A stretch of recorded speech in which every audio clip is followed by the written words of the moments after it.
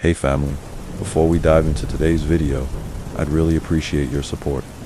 Subscribing is one of the best ways to help us out, kids. Quick, free, and keeps the awesome content coming.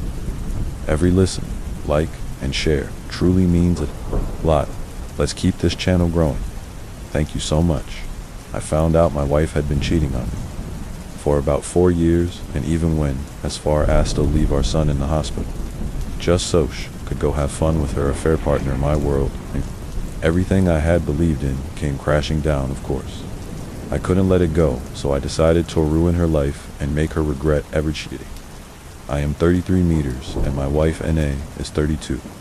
We've been married for years, so a long time. We have 2 kids, Star, who is 12F, and Neo, who was 6 meters. My wife and I met at her cousin's wedding when she was 19 and I was 20. It was love at first sight. You know that feeling you get when you meet someone for the first time and you just know that you're going to spend the of your life with that person? Yes, that was what I felt when I saw Na. Even though we were really young, and we got married a year later.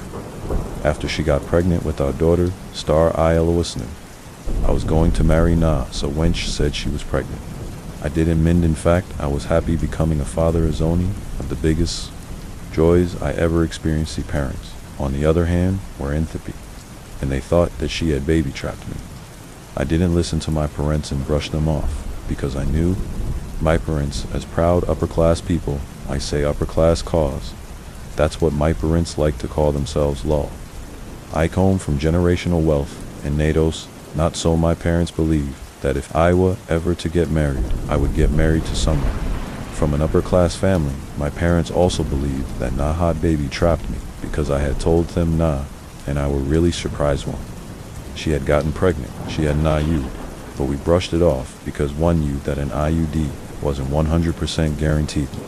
Parents, on the other hand, were damning about the fact that she had baby trapped me. They believed she was after the money, and I laughed it off and called them crazy. I'm an only child, answer.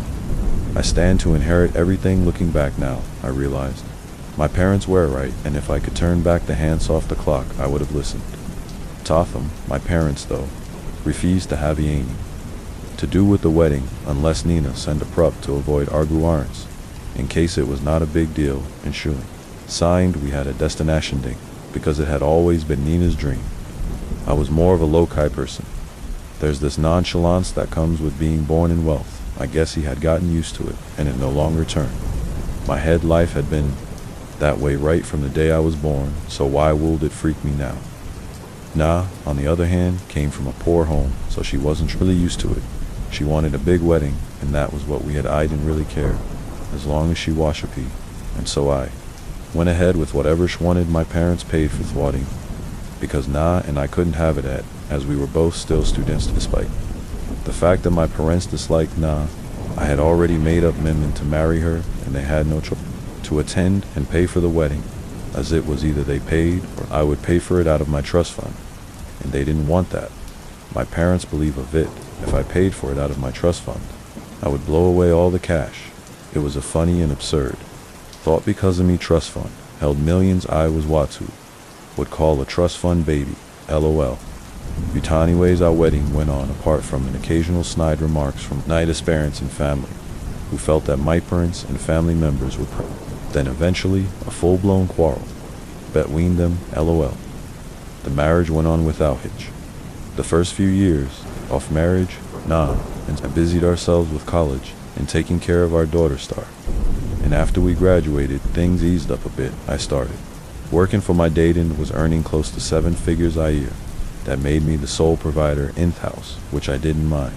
Na didn't want to be a full-time housewife, and so she got a really flex job at a localian business that paid well. And also owed her time for the kids. One night, while we were getting ready for bed, Nina approached me and said she wanted to talk about something sensitive. I told her to go ahead, and then she broke chat. Topic of threesomes. I was shocked, as that was something we had both discussed and agreed that we would never involve ourselves in. We had both agreed that we would never involve ourselves in it. Aswa didn't want the fear that our partner was cheating on us with the other person behind my back. Besides, our sex life was very active, and so there was no need for it, or so I thought. Nina then told Mesh already had someone in mind, and Thatch thought it would be a good experience for us. I asked her who Shay had in mind, and she mentioned Jason, a friend of hers who was at our wedding who was a high school friend of hers, Ianna. We're close, but not overly close, as to invoke jealousy, or so. I thought Loesch told me he was bisexual, and that She thought he would be down for it. He reminded her of our agreement, and that I didn't want to involve myself in that ASI felt it wouldn't go down well for our marriage. I noticed that she was very sad about my refusal, but I didn't think too much of it. She nodded and told me Thatch had just wanted to try broaching the utopic with me and that she wouldn't force me. She told me that any time he changed my mind, she would be able to talk to him. I told her that I didn't think I would ever change my mind, and she said that was also fine, and the conversation did about it. A month ago, my wife was at work, and I also was at work. Our kids were home. With the nanny, my son has a severe peanut allergy, so he can't eat anything like whole peanuts. Peanut butter, peanut oil, processed foods. That were made with PN peanuts, you know, stuff like that, so we generally try to avoid them. Ironically, my daughter has a liking for peanut, and so she tends to keep her snacks locked in a mini fridge in her room so my son doesn't have access to them. My son knows not to eat peanuts, but he might not know if a processed food or chocolate and sweet scones, traces of peanuts, so again better. Safe answer, according to the story. Deepa Bizita and my kids told me a bouchwa happened. My daughter took a chocolate snack that contained traces of in them and was eating it over. Got distracted when the nanny called her over to help with something again, so my daughter kept the snack in the main fridge, so she would pick it up again. After she was done, my son had gone out of the fridge searching for a snack, and Dad stumbled upon it, and then he ate itas. He really liked chocolate plus tears. No rule in the house against eating others' leftover snacks in the fridge, as everyone is cool with it. Hester did, having a severe allergy and for some reason unknown to me his pen was nowhere to be found. Trust me, I was shell-shocked when I heard it, as we usually stack up on EpiPens just in case. Anyways, the babysitter immediately called the ambulance. Anton, she and my daughter accompanied Ito, the hospital. The babysitter knows that my wife works more flexible hour stint, me, and that for an emergency my wife is usually the first to be college. Called my wife came to the hospital and left. According to what Deepa told me, she has called my wife for hours without her picking Anthem. When my wife picked and came to the hospital to check up on our son, she muttered something about it not being serious enough, and then told Thibault visitor that she had serious work. Toto, and then left them in the hospitality. Babysitter was a temporary one for a few hours. As our nanny was feeling under the weather, it was about time for Thiba visitor to leave, as she had initially told us that she couldn't babysit for the whole day today. As a result of Thatch was dumbfounded that my wife had left her at the hospital with no directions on what to do, and so she called me. I was in a meeting that was about rounding up, so I couldn't pick her first call, but I called back as soon as I could. Once it ended, which was about 5 minutes later, she sounded so relieved when I picked and filled me in with a pan. When I asked her about my wife, Shelves told me my wife had said it wasn't serious and had left. I was surprised, as me wife wasn't usually like that. Immediately went to the hospital to pay the babysitter and pick up my kids off course. I made sure to tip the babysitter. Doctor said my son's reaction was unsevere, as they had called an ambulance in time, and that he was free to leave after a routine checkup that was soon. And we left on our way home. I dropped by my wife's workplace to check in on her. So imagine my surprise when her boss told me my wife had clocked outdoors ago, claiming an emergency. Inwardly, I was shell-shocked. Why had my wife clocked out of work?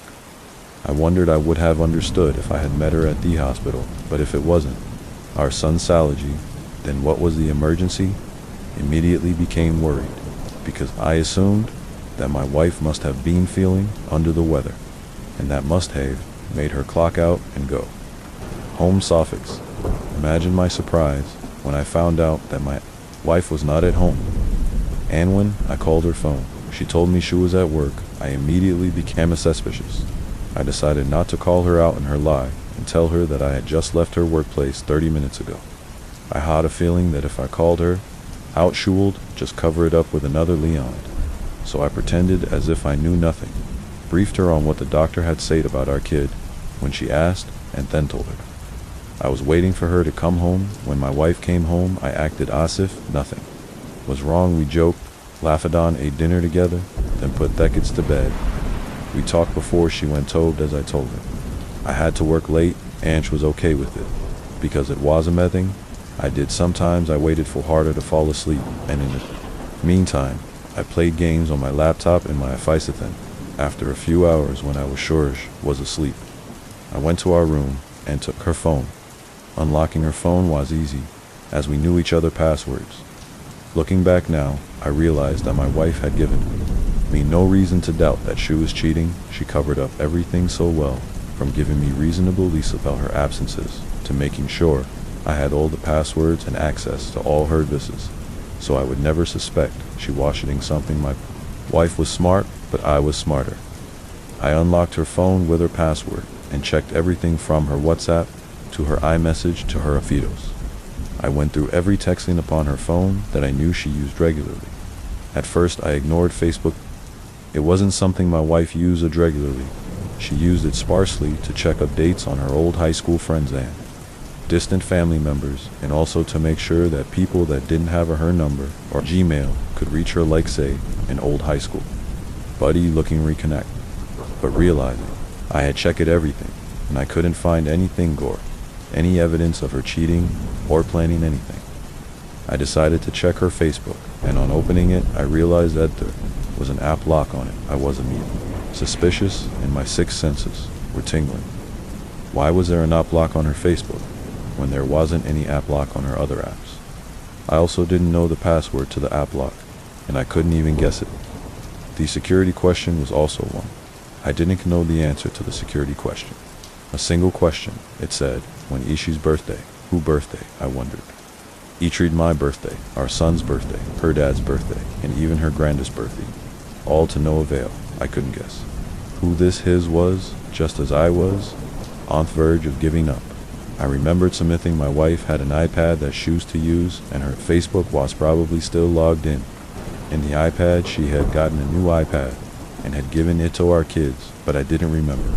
However, logging out her stuff out of the iPad, in fact, her old Gmail was still logged in on the iPad, deciding to wait for the next day.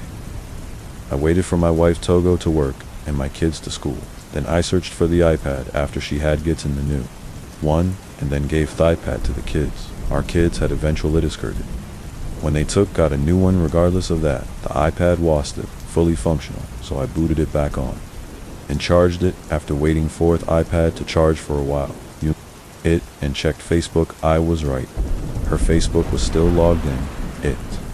I immediately went to check her chats, and that was when my word came crashing down. My wife was cheating on me with a high school friend of hers called Jason, the same Jason she had suggested to do the threesomes with. Now it's all made sense. There were tons and tons of messages dating back as far as Masago. My wife had been in a relationship with this guy for a very long time. There were tons of messages between them. Me mocking Jason's wife, who was also pregnant. My wife had also been giving this guy money. She had been rejoining money from our drinks accounts and giving it to this guy. I also saw messages of them arranging meeting points. Most of the time when my wife had told me she was going on a girls' trip, it was all a plot to go meet with this guy and spend time with him. My wife had even revealed to the guy that the only reason she got with me in the first place was because of the money, and Thatch had baby trapped me. My world had come crashing down. I was shocked and on the verge of tears. My wife, that I loved so much, that I also thought loved me. He thought we were the perfect couple. Of course, no one on earth is perfect, but we complemented each other so well, we understood each other, we communicated well. Everything was going so good. We genuinely enjoyed spending time with each other, so why was she doing this? He wondered. Our sex life was great, and she wasn't under any stress at work. She worked a very flexible job, and I was the sole provider of the household. She didn't pay any bills. I let her use her salary for whatever she wanted, and not even her salary, but also any amount she wanted to take from our joint account. In fact, my wife was very frivolous, but I entertained her because I knew she didn't have much growing up in this washer, trying to compensate for it. I was going on a downward spiral. I kept treading the messages even though they kept hurting me, because I wanted to hear everything she had. Said at one point something in me broke, and I realized that I would make sure Cher graded this, taking screenshots of ASMAC messages as I could. I did just that and sent them to my phone. I decided to wait for a few more weeks and get evidence, and also wait till they decided to meet again, so I would show Pot their meeting point in surprise. Then my wife came home in the evening, and I acted as if everything was fine. He pretended as if I hadn't just found out that she had been cheating on me for a long time and had even been burning Mimini on the guy. No wonder she had suggested the threesome she had wanted away to weasel Jason into our lives so she could be with him and not feel guilty. I pretended as if I was happy to see her and acted as if I didn't want to throw up and show her the text message Sand asked her to explain herself. She was clueless and didn't even suspect a thing planned, and the first stage was in motion. He found a steady rhythm, using the iPad to take screenshots of their adulterous combination and send them to my finiant, then deleting all traces of them from the iPad. I then got my lawyer to draft divorce papers that I would serve her with it. Didn't even take them up to a week before they were planning to meet again. They decided to meet up at a Chotland. That was the thing that brought this phase of my plan into motion. Up until that time, I had taken a few weeks off work by telling my dad I had a family emergency. I hadn't specifically told him what had happened because I knew my father would laugh in my face. Read me the I was right act. He worded it at that multiple times, and I knew that he would always bring it up in the future. I, however, didn't tell not a booth weeks. I had taken off of work. I faked a cold in the morning and told Harry would stay home and rest and work from home when I felt better. The kids were off to school too. I stayed at home and monitored their conversation through the iPad and took screenshots.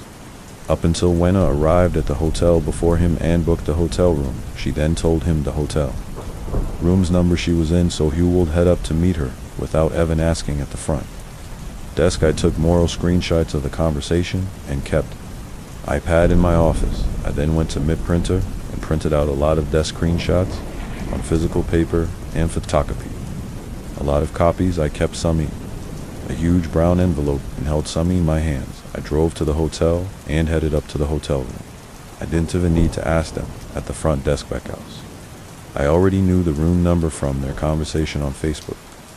He got to the room and then knocked on the door. Jason answered from inside asking well it was, and I told him it was.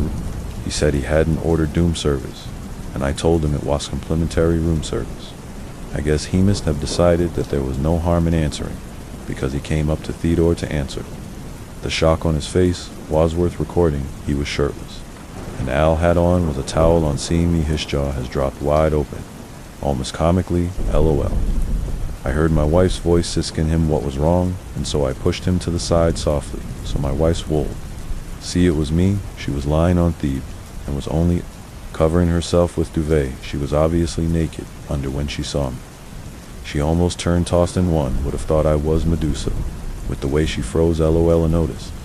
I was on the verge of a breakdown, and so threw the printouts off their conversations that I had held in me hand at them, and left. I left in such a hurry that my wife didn't even regain her senses enough to chase after me. Before she could do that, I was already almost out of the hotel. I headed down Tummy car and cried for a solid 30 minutes. Had a few days to prepare for this bot. Nothing could ever truly prepare you to see this. I had thought I was over the grief and betrayal, but just seeing it physically broke me. I felt invalid, not enough. I inwardly resolved to Macamee, wife, and Jason's life a living highlight. Drove home, and the moment I got home, I called my parents and asked them if they would be able to babysit the kids in short notice, because they didn't live far from the kids' school. I explained everything that has happened at them, but made them promise not to tell anybody now, because I wasn't yet ready to tell anybody. My parents were understood and accepted to babysit. They understood that I must be going through a lot emotionally. Now my dad even pipped in that he would gloat about how he was right, but only after I had grieved and gotten over the hurt. I immediately packed enough clothes and stuff to last kids for a few weeks and called the driver to come pick them up. My kids didn't follow the school bus, and they were picked up every day by our driver. He gave the luggages to the driver and instructed him to pick up the kids from school. once they closed and dropped them at my parents' house. I knew that that wasn't really cool, as my kids would be very confused, but I resolved that I just needed to get through this week and I would go get them the next week and explain everything to them in a way they would understand in a few hours. Then I came home crying and begging and pulling out the waterworks she was begging, messing that we would get through this together, to which I told her she was delusional. I told her I wanted her out of the house, but not before I went upstairs and got the divorce papers. I sat her down and told her we could do this 2 ways. 1, we could go to court and fight it out, or 2, she could sign the divorce papers, and all would be well if she chose the first option. I would make sure I exposed her and Jason to everybody, including Jason's wife Andy Van, Jason's boss, and my wife's boss. I would also make sure I'd tell every single family member of each of our families. But if she chose the second option, I would not tell anybody, and if anybody asked me why we divorced, I would simply tell them that we had grown apart. She was shocked. She said she didn't want divorce at all and wanted us to talk it out, but I told her that was undefeatable and that wasn't happening. If a miracle occurred, she must have realized that I was serious, because she told me to tell her the terms of this option. She knew she would be in serious trouble if I told anybody. I smiled. The terms were simple. I would get your custody, and if she were to get visitation rights, it would be supervised visit. I was pretty sure supervised visits would not hold in court, because I was not a criminal at all and didn't face any danger to the kids, but I was still willing to try. If supervised visits didn't hold, then she could get weakened. She would get no alimony or anything from me. We already had a prenup in place, so I wasn't really worried about how properties were going to be shared. I inwardly thanked my parents for, first time ever, for insisting on a prenup. She was in tears. She spent the next 5 minutes trying to convince Messian it was a mistake. She didn't mean it. She told me every excuse under the sun, but it was obvious. I wasn't buying it. I told her to sign the divorce paper, but she refused, so I told her to leave at the house. I didn't care if she refused to sign the divorce paper, because I knew would eventually cave in. That washout, it always was. I know she will spend a few days thinking and trying to convince me, and then when she kills Seth, I am adamant about the divorce. She will finally sign it. In the meantime, Ehov kicked her out, gave her 5 minutes to pack her stuff, and then told to get out. She asked me what I would tell Thekits, and I told her that I knew what to tell the kids, and not to worry because I wouldn't tell the kids about her cheating. So yeah, here I am right now, only at home crying and drowning my sorrows with a bottle of wine. I honestly didn't know what to do anymore, so I decided to come on Reddit to see if anyone had had a similar experience or something. I feel as if someone has pulled out the rock under my feet, as if everything I knew has been a lie. I honestly do not know where to go from here, but I'm trying my hardest to best